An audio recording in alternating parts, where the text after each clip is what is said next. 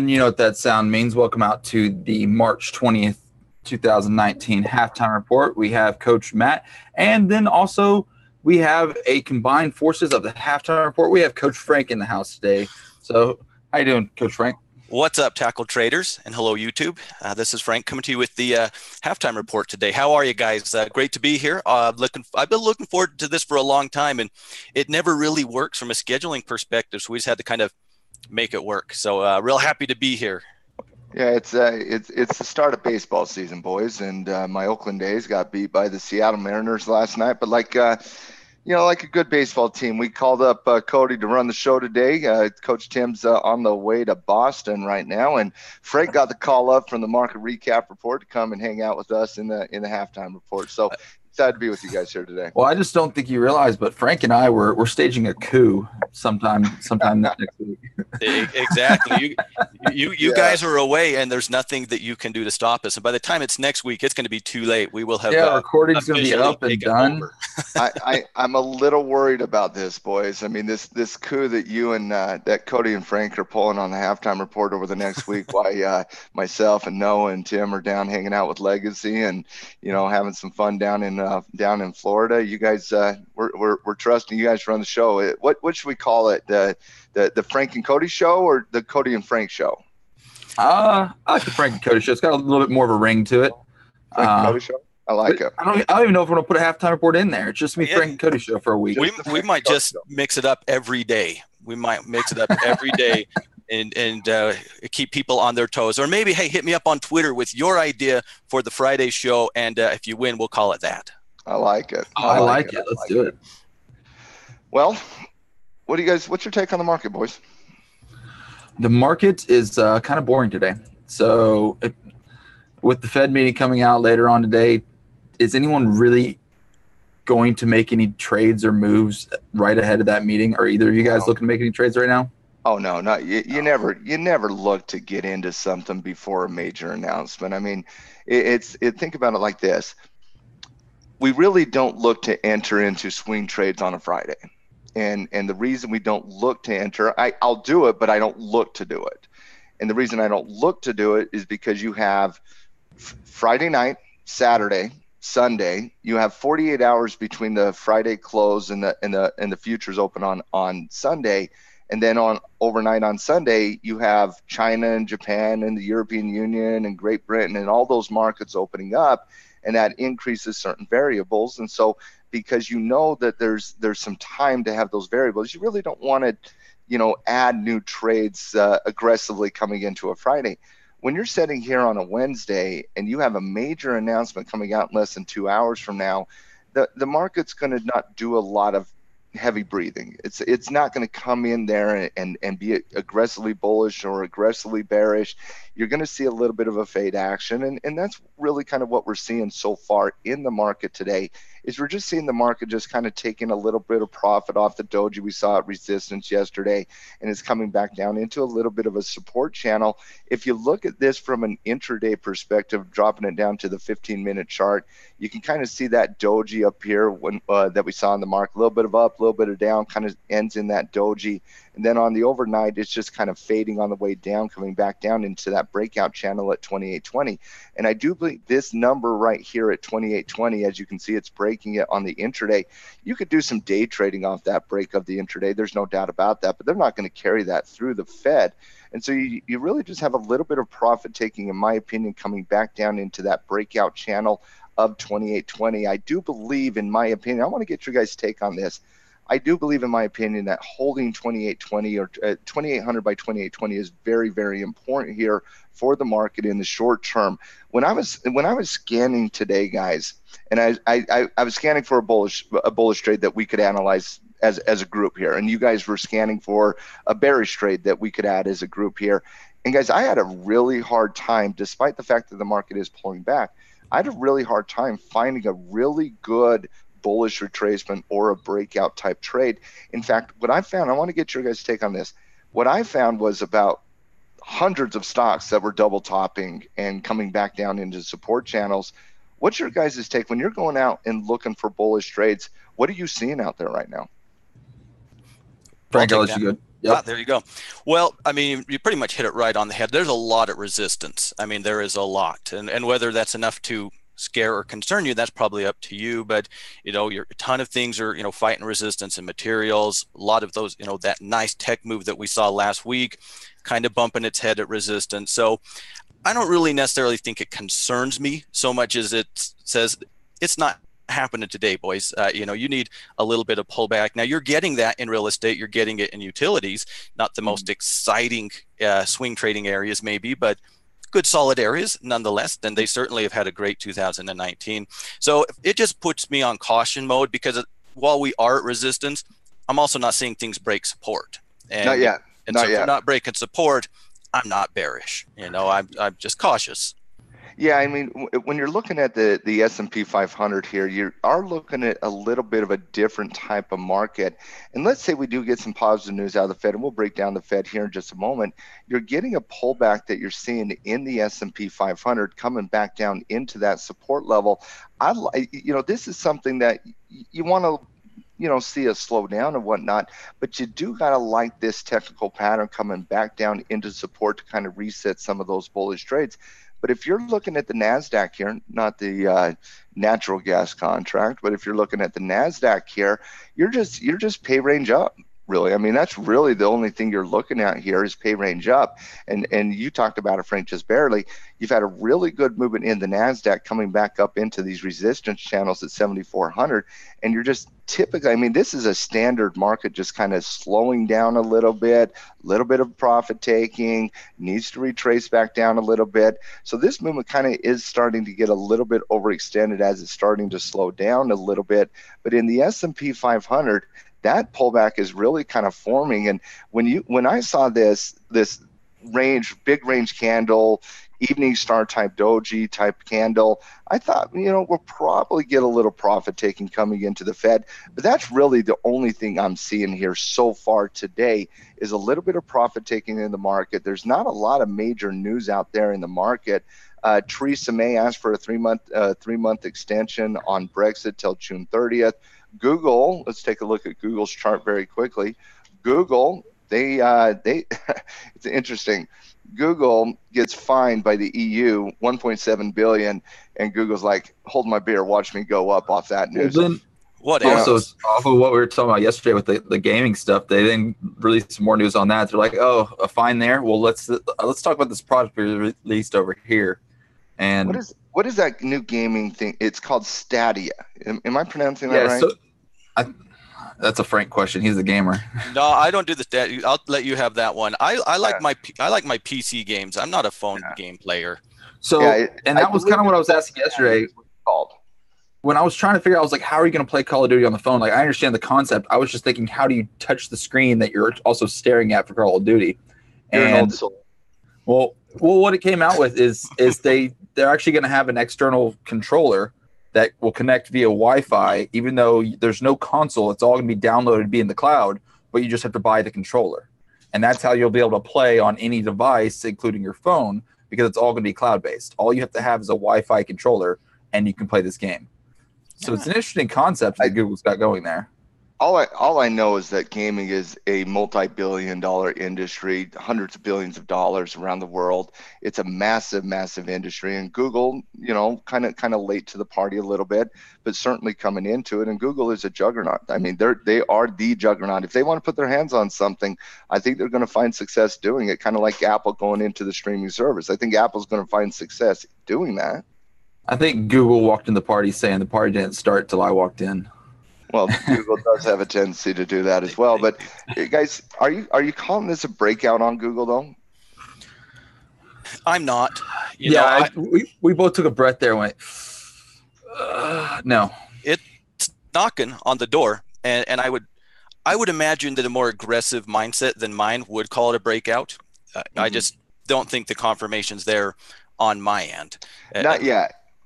For me, I got to see it close above 1206. I got to see it close above 1206. But I do believe that on the heels of the EU finding them 1.7 billion for basically anti-competition type stuff, they were what were they doing? They were basically not allowing competitors to place ads on Yeah. certain websites and whatnot, highly unethical. But they get fined 1.7 billion, and Google's like, well, we only made in profit last year $31.7 billion. So I think we can handle the $1.7 billion fine. But I like this breakout potential here on Google on the backs of what many would perceive as a negative news in terms of the fine, with positive news coming out of that new gaming. Google's been on fire over the course of the last month and a half, 2 months. So if I wouldn't call it a retracement breakout, but Cody, I do think that's like a flag-based pattern breakout. Oh, I can definitely see it as a flag, and I know you don't like flags, but I do. I do like the breakout on the flag, though. Yeah. I don't like picking up the flag here.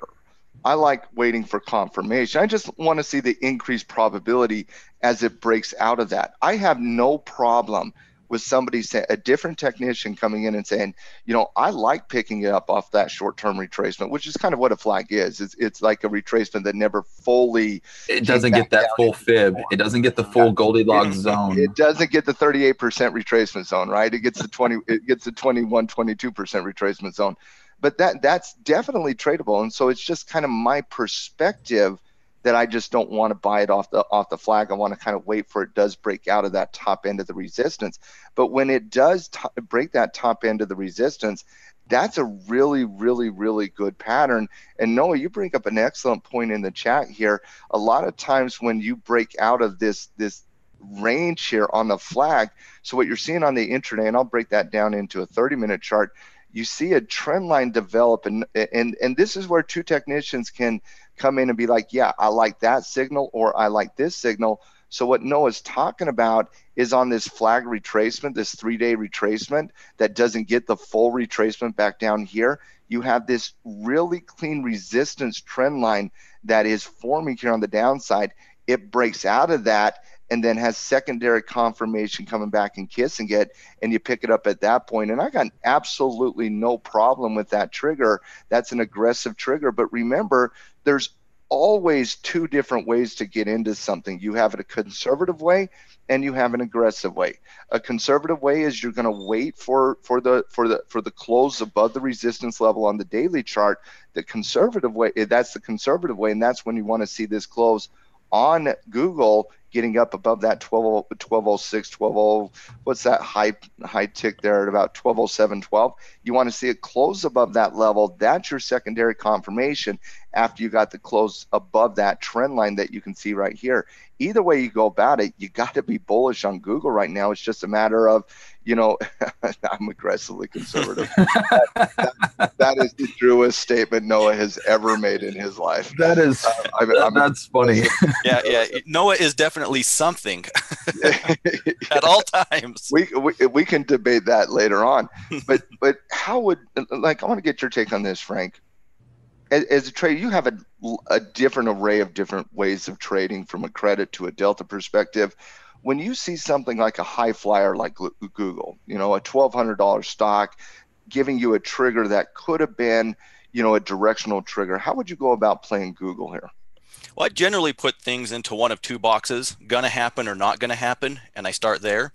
So anytime I'm seeing something break something major, at least in my head, I think it's major, which I think this would fit for me at least. Once it confirms, obviously, I'm going to immediately look to the gonna happen trades.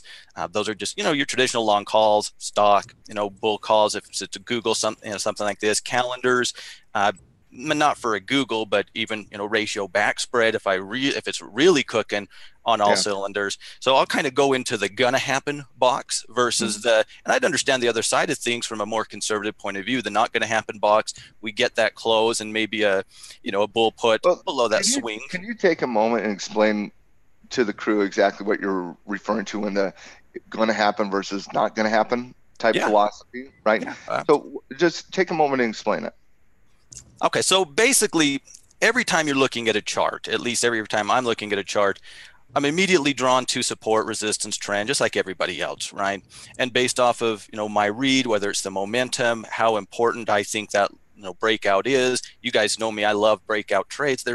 That's no secret. Breakout Frank. Around Breakout these Frank. parts. It is my favorite trade setup personally. And so basically when I'm evaluating, what are my expectations? So maybe if you wouldn't mind, Maddie, going back into just the last chart you were on Google, just so we can kind of look a little bit more at our daily resistance going back. Can you zoom back just a little bit so we can look kind of back towards those old highs? Okay, so basically, just looking at this, and it's always hard to look at somebody else's chart for me, but I would expect if we break, moving up exactly to where Maddie's got that resistance line, as kind of, there's no technical reason why that shouldn't happen, in my opinion. If we break wherever we're calling that break, and so there's, there's what, 50 points to work with in Google. Now, again, not anyone's going to agree with this. That might be a gonna happen trade. I think it's going to fill that space between 1225 and 1275, or where exact our numbers are. I think it's like 1270. Yeah, I think so too. Or on the other side of things, the not going to happen trade is, okay, that's a good solid buy signal, assuming we get our break.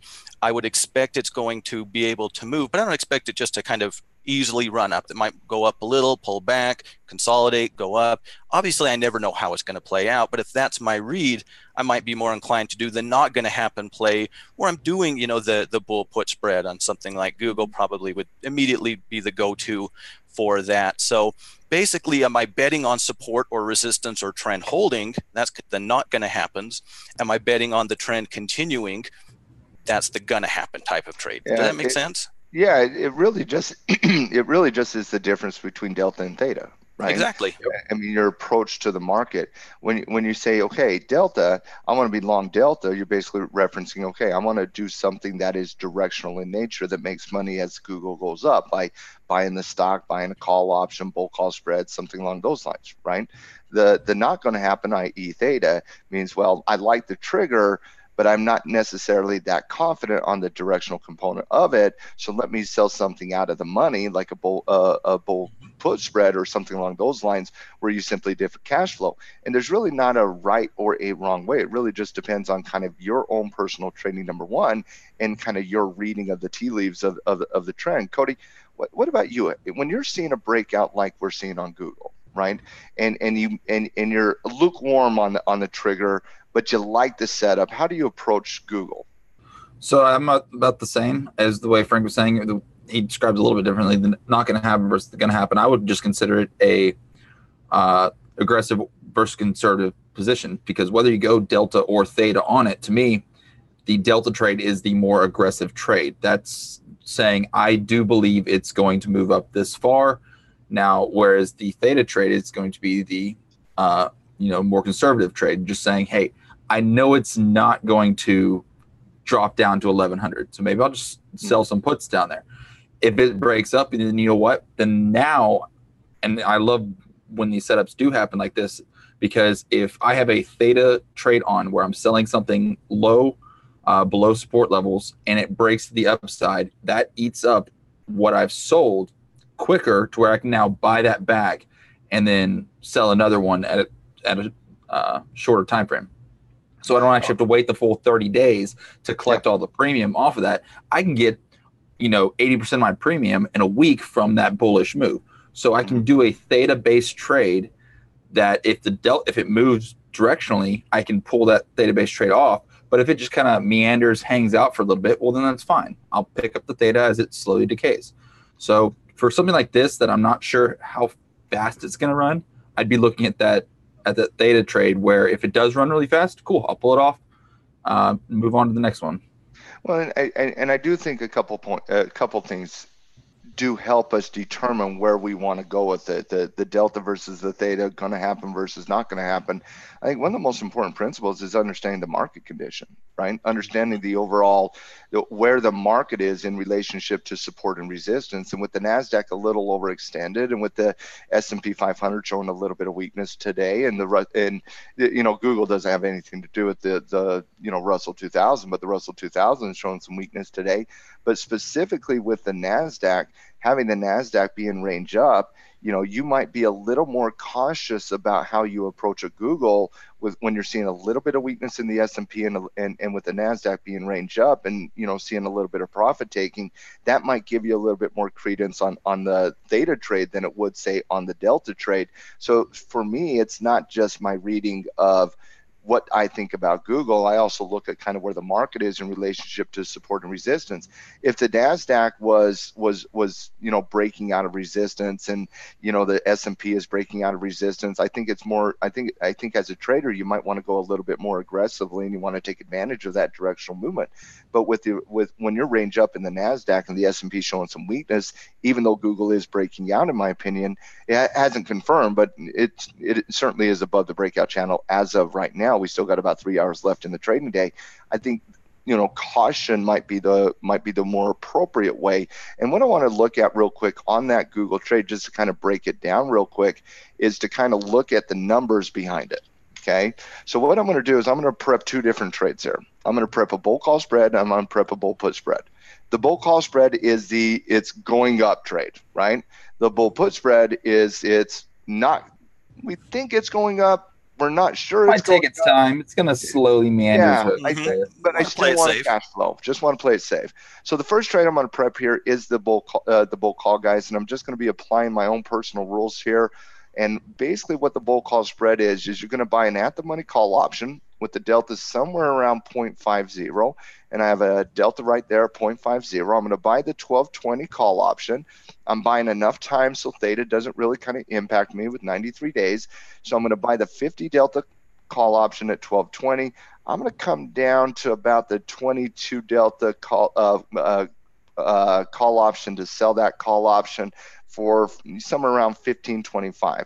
So yes, you can right click, you can left click, but just to kind of show you the spread, the spread. Frank, are you a right or left clicker? I have no opinion on this subject. I will support clickers on either side of the coin. Okay, I am right clicking. Right click. We are buying. And because I'm in teaching mode, we're buying. It's called a vertical spread. And the reason it's called a vertical spread is you are vertical on the option chain. Click on that, adjust your call option to the one you're selling here at the 22 delta, and that's the 1320 call option. So I'm going to bring in a little bit of premium here. Okay, so we're buying the 1220, selling the 1320, and our total cost is $3,635. Let's go and confirm and send that one into the marketplace. Now, on when you're looking at that bull call spread, and you're seeing, okay, we're buying the bull call spread above the resistance channel. We're selling a call option all the way up here out of the money. We're buying an at-the-money call option. That money, that trade, when you place a trade such as that, you make money. And I'm going to look at this from a reward to risk ratio as well, ladies and gentlemen. So let me kind of change it around very quickly. So let's change that to the 1320 call option. All right. Now, Frankie, what would you say is your target when you're assessing reward versus risk here on Google? What would be your personal rules at first target versus second target? Because on Twitter, there was a good little debate going on between, okay, what do we need from a reward to risk ratio to really kind of justify that trade? So how would you go about the reward risk here?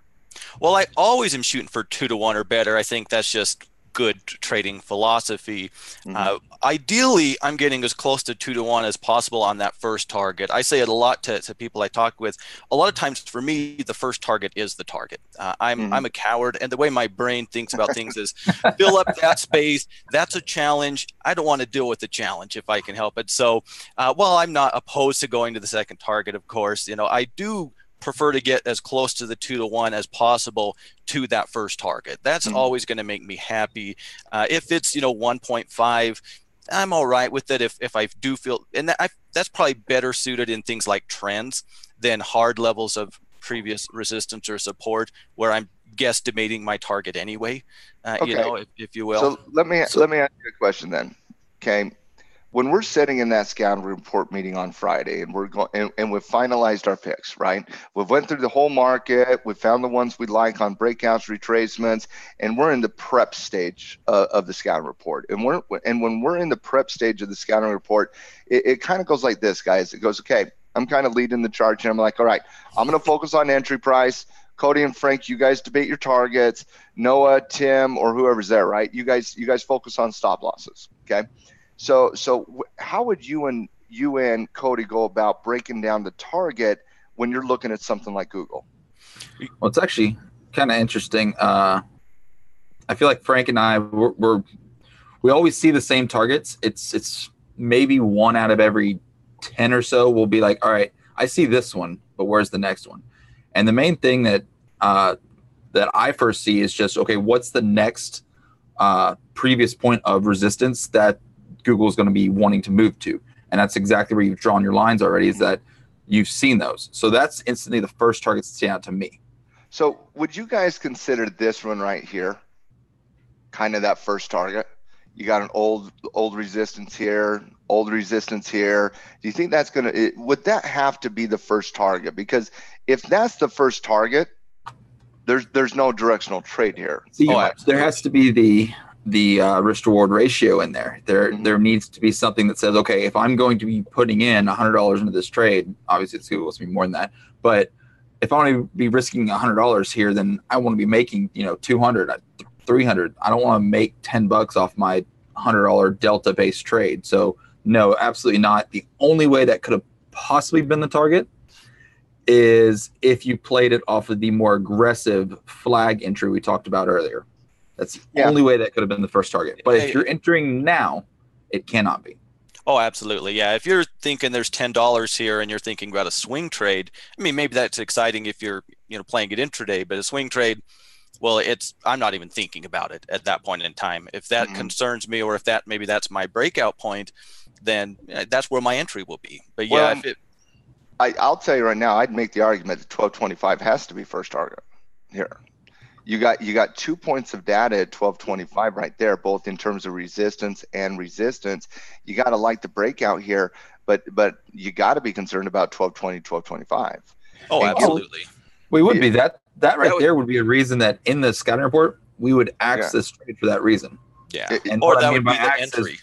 Well, that's my whole point, is that when you're making the decision between delta versus theta, it's not just, well, I'm a delta trader or I'm a theta trader. The analysis goes in a little bit deeper because you want to maximize efficiency as a trader, right?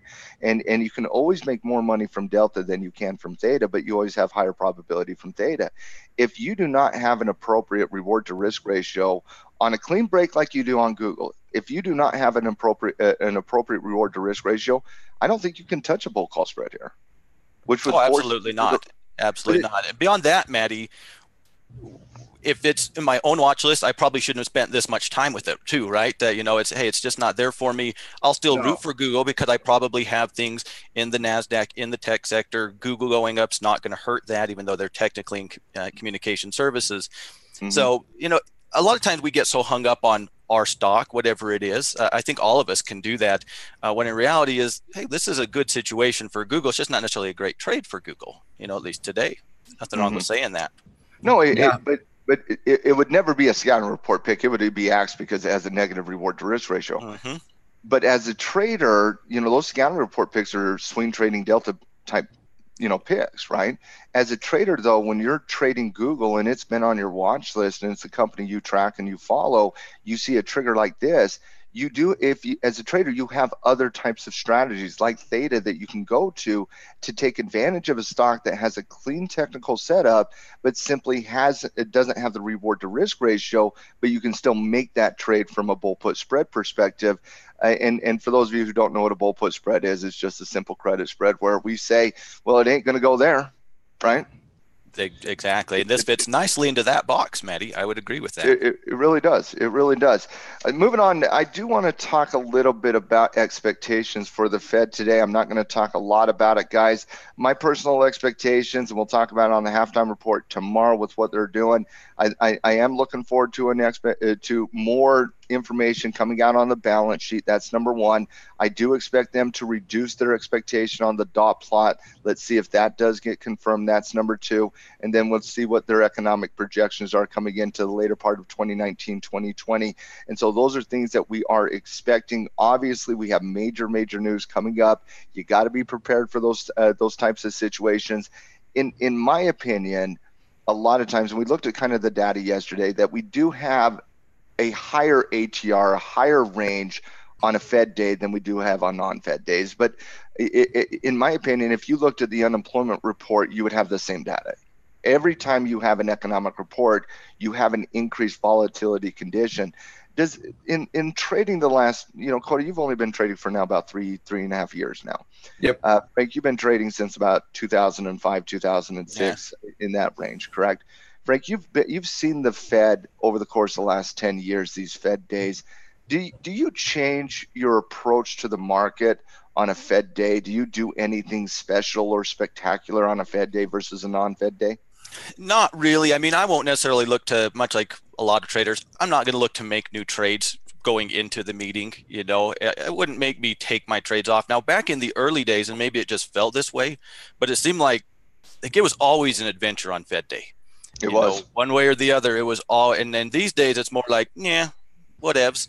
And so it's not going to change my, management approach, where my read on the market is. It is going to, hey, if I'm thinking about taking that bullish trade this morning, why don't I just wait until this afternoon?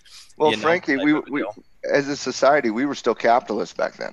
True enough. And I mean that. I'm not cracking a joke or making a joke in that. We were. Interest rates had a very, very important meaning. And when you and I were growing up as traders in 06, 07, 08, a Fed day was very, very important because you were at the top of the market. You were going through a rising interest rate environment. And then in 2008, every moment the Fed talked in 2008 became greater meaning.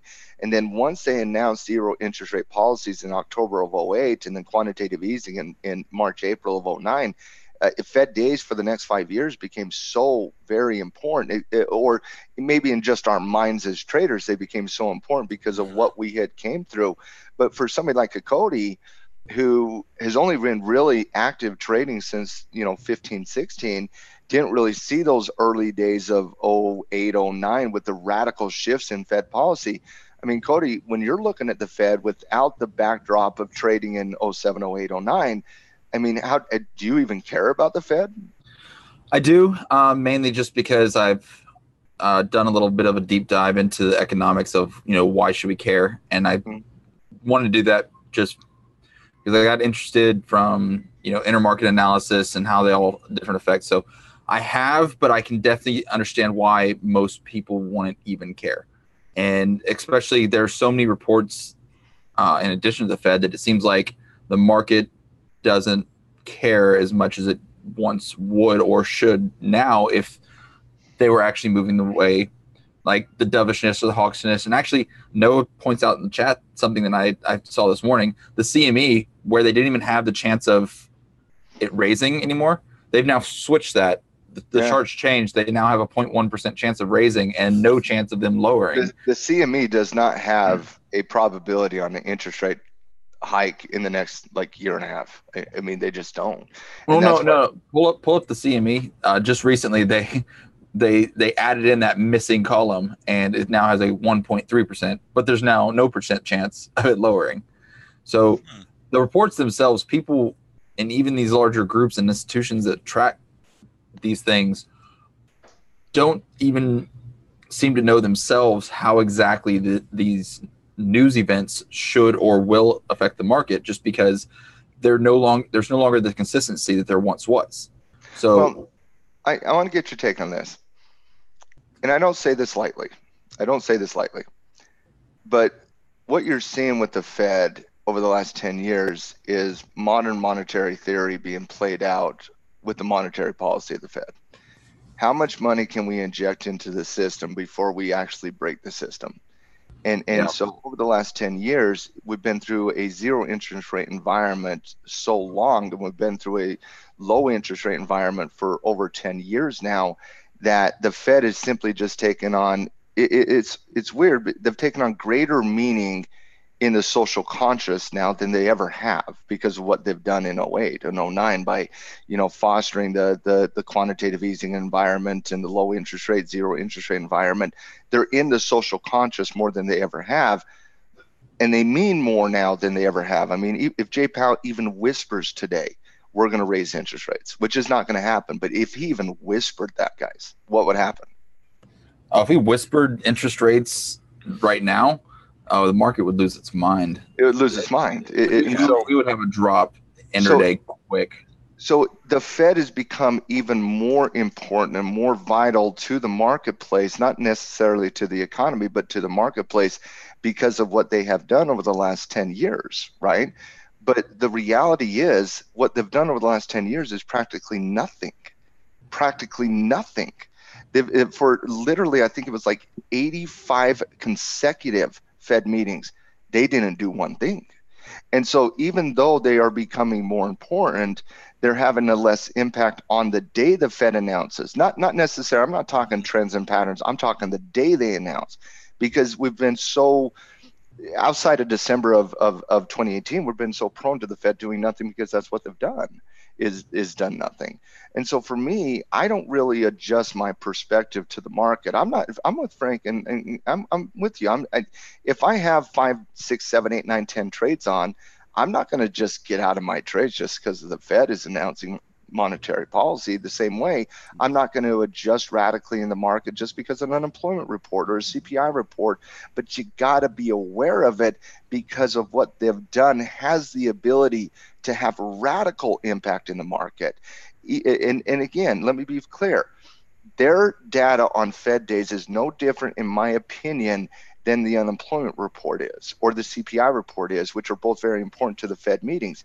But because of what they have shifted their modern monetary policies to be, they have the ability to radically shift price in a radical direction. So you have to be prepared, even though the most likely scenario is we're going to see not a lot of fireworks here. Exactly. Be aware, and act accordingly. We never would have said that back in the day, Maddie. If we had if we had 3 trades going into a Fed meeting, yep, close down, right? Close it down and news trade that. Let's go golf and let's go to a movie. Yeah, no doubt. Let's go. But it was true. It was true because in 08, 09, 2010, and all the way really through at the end of 2013, when quantitative easing infinity was going strong, it was one of the best moments to actually trade, though, because you wouldn't want to go into that with a bunch of trades on. But after that, you saw fireworks a lot. Oh yeah, just right? Get to go ham. Yeah, you're in and out in an hour, and you're like, okay, let's go golf, right? Let's go golf. But that's not the current Fed, right? No. You got to just be prepared. Yeah, and you hit it right on the head. I mean, I don't expect anything. I never expect anything, but I want to assume that it could happen, so I have to be aware of the event. And that's generally the approach I take to all events. Is my opinion is my own, but the price action will do the talking. So that's how I approach it. So off of that, Matt, go ahead and pull up the dollar, because I want to ask you. So if we get a nothing response, and obviously we're not expecting any rate hikes or decreases or anything like that, so we're really going to be looking for the language that Powell brings out. So what are the different options that we should be looking at as traders, saying, okay, Powell said this is what the dollar will do, or Powell didn't say that? Like, what's the black swan that could happen? I do not foresee a black swan. Not here. And again, I could be wrong here. I don't want to go 0% probability. You never want to do that. But after everything the Fed has said and done in the last 3 months since that December 18th rate hike, from December 24th on, the Fed has pivoted like I have never seen in my life. Not in the U.S. Outside the U.S., yes. But I've never seen this a pivot this quick in my life, right? So in terms of this, I don't foresee the Fed, Jay Powell, doing anything to offset the bending of the knee he's been doing over the course of the last 3 months, both to our president and to the stock market, not just one or the other, but both of them. So you see use of the words patience and neutral and. I think patience. I think you're going to see Not a clear cut, because that's not what the Fed does. The Fed always leaves the door open for something in the future. That's what number one. Number two, I think you are going to see some discussion on where in fact the end of the balance sheet runoff is going to happen. That's number one. Number two, we're not raising rates, we're not lowering rates. That's number two. That's my opinion. Number three, the dot plot is going to show zero, and this is my best guess, guys, but I do believe the dot plot is going to show no interest rate hikes in 2019. And in fact, I do believe it's going to show the possibility in the average dot plot right around that 2.25 versus the 2.5 we're at right now. So I actually think we're going to see a little bit of a dovish movement in the dot plot. My hope, Cody, is the same thing that we talked about in pre-production, where we see only one. We actually see an interest rate hike, because right now it's 3.25%. Yep. Maybe they come down to 2.75%. I would be okay with that. I don't think that's going to happen. I think the Fed's capitulating here. And so what's going to be interesting is how the dollar responds, because that's what I'm going to be trading after the Fed. And I'm not going to trade on the announcement. I'm going to trade that secondary move I talk about. So when it comes to that, I do expect it to be dovish. How dovish is really going to impact the dollar, though, because it's not just me that expects that, guys. I think the market expects that. I think the market expects the Fed to, and especially with the dot plot, to reflect what the Fed has been saying over the last three months. And nobody cares what William Dudley says from the New York Fed. So let's just discount. He's the worst one. I mean, literally, I can't get started on William Dudley today. No, we're not doing that. But if you look at the intraday levels on the dollar here, you got a very clean support level right here at 96.30. Okay, so number one, you're currently at 96.48. That's a pretty decent movement to break that overall support level at 96.30. You also have a level right here at about 96.38 that you can track here as well. So if we do see a movement to the downside, that first level is going to that could be broken, and this is in the dovish case. That first level that's going to be broken is that 96.38 level. If that gets broken, I'm not trading that, because that's that first movement, and a lot of times that first movement on the Fed is a whipsaw impact. You get whipsaw, you get up, you get radical downs. You know, it can be violent movement. Oh yeah. So what you can see is you maybe come down into here and then retrace back into there on that secondary movement. So what I'm looking for is a break of whatever, whether you're looking at 96.38 and 96.30, it's really kind of up to you as the trader. But I'm looking for that break and then to trade off that next retracement. That's the kind of my perspective that I'm going to approach it with on the downside. On the upside, you have 96.50 right now that certainly could be broken before the Fed, because that's just a short-term intraday resistance level. You also have an intraday resistance level up here at about 96.60 by 96.62. So you could see a very similar impact breaking out of these intraday resistance levels on the dollar. And the instrument that I personally use is the euro dollar. That's the one I typically go to on a news-based type scenario. So we wait for it to break out of that, and then you retrace and you look for that secondary movement. And I cannot be more clear on this, guys. When it comes to the Fed, it's a different trading environment than the unemployment report, because it's not a number that just gets embedded into the algorithms of the high frequency trading systems, guys. When you have the unemployment report come out, that number, whether it's 3.8, 3.7, 3.9, 4.0, it doesn't matter. It goes in and it automatically gets processed into the market, and it prices it in through those algorithms. And it's always based on the expectation versus what the actual number actually comes in at. With the Fed, you don't have that. With the Fed, you have the announcement, then you have the press conference, then you have all of the secondary analysis that happens around the market as well. And so you don't want to really kind of trade the announcement, given the fact that you're going to see a lot of whipsaw on that, because first of all, we got to read the statement. We have to interpret the statement, and then we have to listen to the press conference regarding, what Jay Powell's saying on economic projections, balance sheet, Fed, and that's his interpretation of what the announcements, of what that 550-word announcement is going to be. So it's really an event instead of just a moment in time. And so it's really important to kind of be patient and wait for those secondary triggers off those retracements. That's kind of what my perspective is, Cody. I like it. Definitely like it. Well, We have gotten way past the halftime point of the halftime report. So, guys, let's get those likes and shares out there. And if you like watching the halftime report or the market recap with Coach Frank every day, make sure you subscribe so you get that notification, ring that bell. It'll let you know that we're live. Come hop in, watch either of these shows every day. Let's go ahead and move on to crude oil. Looks like you've already pulled it up. What's your take here on crude oil? All I want to say is this. They dropped 9.6 million barrels. Okay. The expectation was even. They missed by 9.6 million today.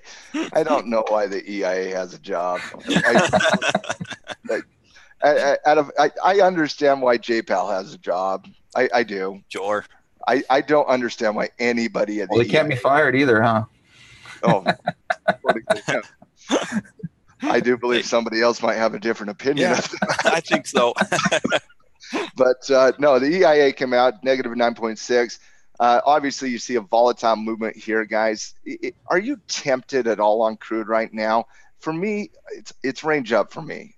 And I got to see something. But what about you guys? Are you tempted at all now? You got a good trend developing in the short term on crude. I could be tempted on a pullback. I wouldn't be tempted here, even though I don't really think you have resistance for another couple dollars, until we approach that, low 60s. It would need to pull back for me, no doubt. Now, if I were in it, I would be okay if you feel a little bit different. But for something new, yeah, you're. If you're in it, are you worried about the $60 handle? Yeah, I worry about those things. Yeah, I worry about those things. You worry about everything. That is true. Yeah, that is true. And see, that's one of those cautious. I'm always tempted, but I'm also, like momentum plays actually scare me just because it's like it keeps moving, and then it keeps moving, and it keeps. So I'm tempted always. Yeah, but am I going to do this? FOMO. Yeah, FOMO. Exactly. Yeah. But I would love for this thing to either hang out or to pull back into that 58. If it were to come back into 58, give me a doji or even a doji party and then a slight move to the upside. Oh, I'd be jumping on that thing quick. A little short term come back, test out this breakout channel. Maybe exactly. Maybe a high base for a few days coming into the weekend, 59.60 kind of base into that level. I don't think you should chase it here. I just don't. I think it's range up. As you can see, you got in your previous movement here from your base of support to your base of resistance, you move from 52 up to about 57.5. That's about a 5.5 point movement from your base of support at 55. You're now at 60. That's pay range up. That is the definition of pay range up. And when you are the definition of pain range up and you want to chase the dragon's going to turn around and bite you. Yeah. Well, think about it this way. Assuming we wanted to go chase that dragon, don't we really have to get a stop loss well below 58 just to be fair to it? I mean, that's how I would read it. Is, yeah. So where's the risk to reward? Yeah. I mean, where's the risk to reward? So it's negative. That takes away the temptation. Then you're looking at the amount of pain tolerance that you can even take to make that that's just too much going into it. Do the risk to reward first and save yourself the trouble of debating endlessly something you won't do. Let us save you the trouble. You have no return and you have risk. That's the trouble. Because I mean, even if you break 60, you're not targeting another 4 points up when the range on this is 5. You're not the trader that's going to say, you know what? I know historically it only runs about 5 points, but this time it's going to run 9, right? Exactly. Well, and even if you're right, it's almost certain that something will develop between here and there, giving you a much, more attractive technical entry. We always assume it's going to run straight up to the next level. And if we're in it, that's fantastic. We do want that in reality. Crude, all of this levels being crude right there, right? It doesn't have to move like that. No. And it's not on your chart, but you even got the 200 right above where it's at right now. So it's not just going to blow through the 200, move up to 65, and then just not going to happen. No. And if it does, it's probably going to do it without me. So see you later. and you know what, Frankie? yes, it will. Frank, that's fine. That's cool. There's nothing wrong with missing out on an opportunity because let's face reality. There's thousands of them a day. We're not going to hit them all. Wait for the better ones.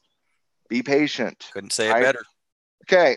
One thing I want to do here, guys. Okay, as we close up shop, we're going to prep. We're going we found a couple stocks, and we're going to prep those as we do in the scan report meeting.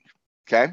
So the first stock that we found, and these are not on our current reports because we wanted to kind of show you kind of how we go about it. I want to prep a bear trade on WBA. Now, we talked about this yesterday. We needed a doji or a downward moving price confirmation. Can both of you agree? Bearish downtrend, bearish retracement, and confirmation. Can we all agree on that? I would agree. Okay. Do you think anybody in the scan report meeting would say, nope, that's not a good trade? Only Mark if he loved WBA. If he loved the company. If he was looking at fundamentals. But he didn't love the fundamentals. No, I can't imagine anybody would. And Mark would be like, well, I like the fundamentals. And every one of us would be like, well, we'd like the short-term check. Okay, but I like sometimes he does it just to be the argumentative half. Of course he does. Have you met him? Yeah, he does it just because it's me. That's exactly it. Okay, but okay, we got our bearish trend, we got our bearish pattern, and we got our bearish retracement with confirmation. Okay, so what I'm going to do is and let's do this live. Okay, so I'm going to get entry and stop based on current price action. You guys debate the target on WBA. Okay. All right. Cool. So we always go entry, stop, target. So I'm going to go entry, then I'm going to go stop, then you guys go target. With confirmation, we're going to do this exactly like we do in the scatter report, okay? Yep. Like it. With confirmation here, boys, we can go right under the day low here. So when you're looking at the low of the day, you got a low of the day of 62.55. Now, we can't get into this unless we have confirmation underneath that level. Our personal rule is a 10% of the ATR underneath that level. The ATR is $1.68. I'm going to round that to $1.70. 10% of $1.70 is 17 cents. 17 cents underneath 62.55. I do believe that would be 62.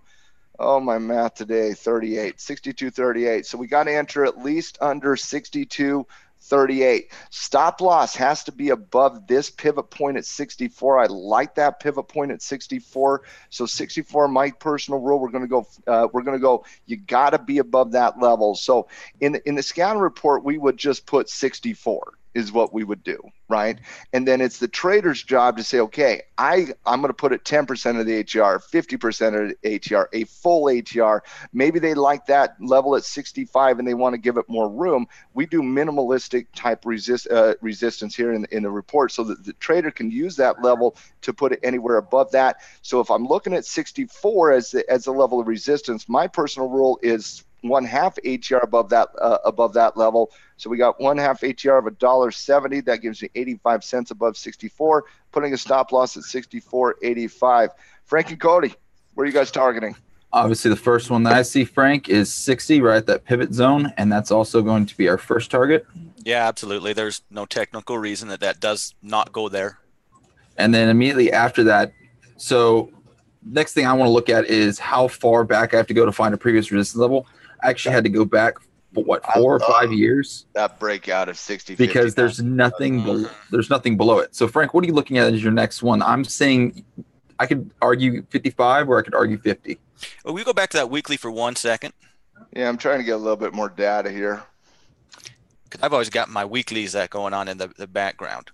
And realistically speaking, if we can take out that 60 or that recent pivot, realistically speaking, probably just north of 55, since I can't see the exact number. It's about 55, Frankie, where you got the old support level. That'd be a lot of, on the weekly, it would be a pivot point at 55. Right. Yeah. So we got a lot of history through there, a lot of space between the first target and that second target. So that is where I would come up with, and just kind of by looking at it, it doesn't seem like that move is an out of character move for this stock, by any stretch. Absolutely not. So two targets are going to be 60 and 55. It might actually be a conservative target, given what's happening with Walgreens over the last 3 months. Mm-hmm. I mean, I don't think those targets are aggressive in any capacity. 59 by 60 is an obvious first target. You break 59 by 60, you're a stone throw away from 55. Yeah. The only problem you have is earnings. So, our first target is going to be very important here. Absolutely. nobody can expect us to go from 62, 61 to 55 before earnings. No, it might happen. It just we can hope, but exactly. All right. So that's how we go about prepping it, guys. Frankie, as we close up shop here today, first of all, thank you for coming on to the halftime report. Yeah, it was great being here. Filling in for Tim. I want to tell a quick story about how I met Frank. Uh-oh. Let's do it. Let's do it. So I was up at, and so we're in story mode, guys. So if you want to hear how I met Frankie, you can stick around. If not, go do your days. So I was, I want to say I was a junior in college. No, I don't. No. You might have been a sophomore. Yeah. I was a sophomore in college. And I was going to a little school by the name of Southern Utah University, and Frank was living in upstate Utah in Provo, the Provo area of Utah. And actually, it was in Salt Lake. I was going to a littler school, Salt Lake Community College. That's right. You were in Salt Lake. That is correct. And I was doing an internship in, where was it? At the Utah State Legislature. Mm-hmm. And I had got done with the internship, or not done, but I was heading back down to Cedar City to do some schoolwork for the next week or whatever it was, or we were just going down to hang out the weekend. And we had a mutual friend by the name of Joe. And Joe and Frank went to a rival high school that I did as we were growing up. And basically, Joe asked if Frank needed to write down, or you wanted to go visit Joe, or what. I can't remember. This is 20 years ago now. But I picked up you in Salt Lake, and we headed down to Cedar City, which is about a 3-hour drive south. Well, we were kind of bored. It's a Friday. We're college students. We're college ages. And so what did we do? We decided to throw a little bit of a party. And later that night, at about midnight, we're having fun. Everybody's having fun, and maybe tipping back a few fun beverages, we'll call them. And me and Frankie just hit it off, right? Just like, we had a good ride down. Brothers from another mother. And we talked politics and history, and we had so many different commonalities, right? And about midnight, 1 o'clock in the morning that night, we're a little, tipsy at the time. Maybe a little more than a little. And Cody, maybe a little bit more than a little. And Cody, I said something that I thought was funny. And Frank did not find it funny? No, he did. Oh, I did. He did. The next thing I know, I am flat on my back because Frank had picked up a 25-pound plastic bag of laundry detergent. And as I turned around, it met me right in the face. And I went down like no other. I went down hard. Now, Cody, if this were to happen to you, what would your response be? I'd be thinking I'm getting jumped or something. No. I looked at if I turn around and I'm getting hit by something and I'm flat on my back, it's like, what's happening next? Cody, I'm from Emory County, Utah. I looked at Frank and I'm like, that's my best friend. Yeah, give me a hug. That was how I showed him I loved him. Yeah, 20 years later, we're still kicking around and having fun. And, it's just, I knew Frank was a dude that I wanted in my life, just laid back, cool, great attitude. And, when I became a trader in 2005, I started talking to Frankie about it, and Frankie wanted to learn how to trade. And so Tim, myself, Frank, we kind of grew up into this business together, just kids from rural areas of Utah finding each other and finding a path to having a better life and more economic freedom in our lives. So whatever you do in life, enjoy it, number one.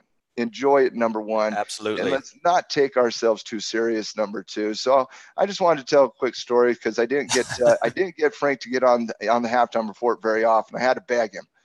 Frank, come on, it's time. Come hang out. No, I'm glad I did. No. He never begs. I don't bully my way in here.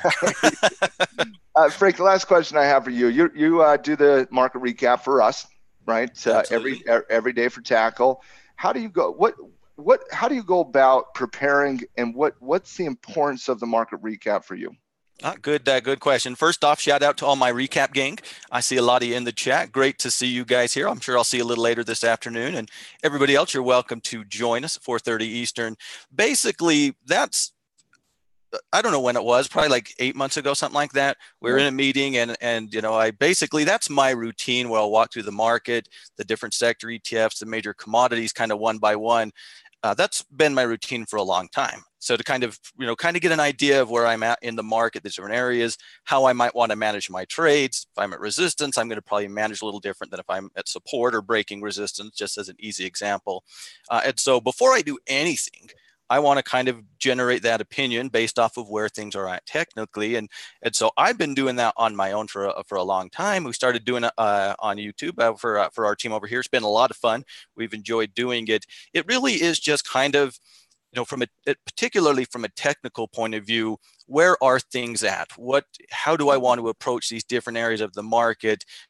I always want to know where the sectors are. I always want to know that utilities are pulling back right now. Whether I want to do anything about it or not, I want to be the one that makes that call. I don't want to talk to Cody 3 days from now and say, hey, Frank, did you trade the utility pullback? I want to say, yeah, I thought about it, but I didn't, or whatever. So that's really the approach that we take on the market recap. We have a little bit of fun over there too. Sometimes we'll look at other stocks as well, do some technical analysis, but really it's all about finishing up the day, wrapping up so I can prepare tomorrow, so I don't have to think tomorrow. So I can just do tomorrow. So you're getting updating all of our team over there on what exactly transpired in the market, getting them ready for the next trading day. I absolutely love it. And you know what else I love, Frank? I love the pullback in utilities right now. Ain't that pretty? That is a clean retracement right there. Yeah. Another one. Keep an eye on here. XLRE. Look at that. XLRE coming back into the breakout channel, guys. That is a clean retracement as well.